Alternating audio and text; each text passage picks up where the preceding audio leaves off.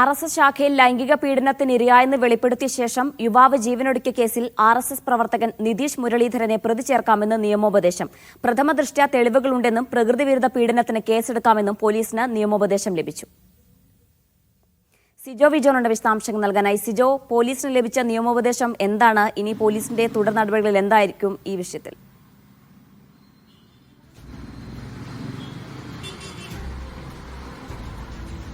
ഇന്നലെ വൈകിട്ടാണ് നിതീഷിനെതിരെ ഗുരുതരമായ ആരോപണങ്ങൾ ഉന്നയിച്ചുകൊണ്ടുള്ള വീഡിയോ പുറത്തു വരുന്നത്. അനന്തുവിന്റെ വീഡിയോ പുറത്തു വരുന്നത് നേരത്തെ ഷെഡ്യൂൾ ചെയ്തിരുന്ന ഒരു പോസ്റ്റാണ്. ആ വീഡിയോയിൽ പറഞ്ഞിരുന്നത് പ്രകാരം അതൊരു പ്രധാനപ്പെട്ട തെളിവാണ് എന്നുള്ളതാണ് ഇപ്പോൾ നിയമോപദേശം ലഭിച്ചിരിക്കുന്നത്. ഈ വീഡിയോ പ്രകാരം ഇതിന് നിയമസാധ്യതയുണ്ട്. ഇത് പ്രകാരം പ്രകൃതി വിരുദ്ധ പീഡനത്തിന് കേസെടുക്കാം എന്നുള്ളതാണ് ഇപ്പോൾ മനു കല്ലമ്പള്ളി നിയമോപദേശം നൽകിയിരിക്കുന്നത്. എന്തായാലും ഇതിന്റെ അടിസ്ഥാനത്തിൽ ഒന്നെങ്കിൽ ഈ തമ്പാനൂർ പോലീസിന് ഈ പ്രകൃതിവിരുദ്ധ പീഡനത്തിന് കേസെടുക്കാം, അതല്ല എന്നുണ്ടെങ്കിൽ ഈ പൊൻകുന്നം പോലീസിന് എടുക്കാം. രണ്ട് പോലീസ് സ്റ്റേഷനിൽ ഏതെങ്കിലും പോലീസ് സ്റ്റേഷനിൽ എടുക്കാം എന്നാണ് അറിയിച്ചിരിക്കുന്നത്. കൂടുതൽ സാധ്യത എന്ന് പറയുന്നത് പൊൻകുന്നത്താണ്.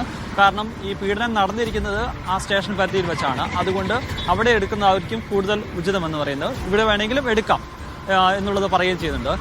മറ്റൊരു കാര്യം പറയുന്നത് ഈ ആത്മഹത്യാ പ്രേരണ കുറ്റം നിലനിൽക്കുമോ എന്നുള്ളൊരു കാര്യമാണ്. ആത്മഹത്യാ പ്രേരണ കുറ്റം ചുമത്തുന്ന കാര്യത്തിൽ കൂടുതൽ തെളിവുകൾ ലഭിക്കുകയാണെങ്കിൽ അത് ചുമത്താം എന്നുള്ളൊരു കാര്യമാണ് പറയുകയും ചെയ്തിരിക്കുന്നത്.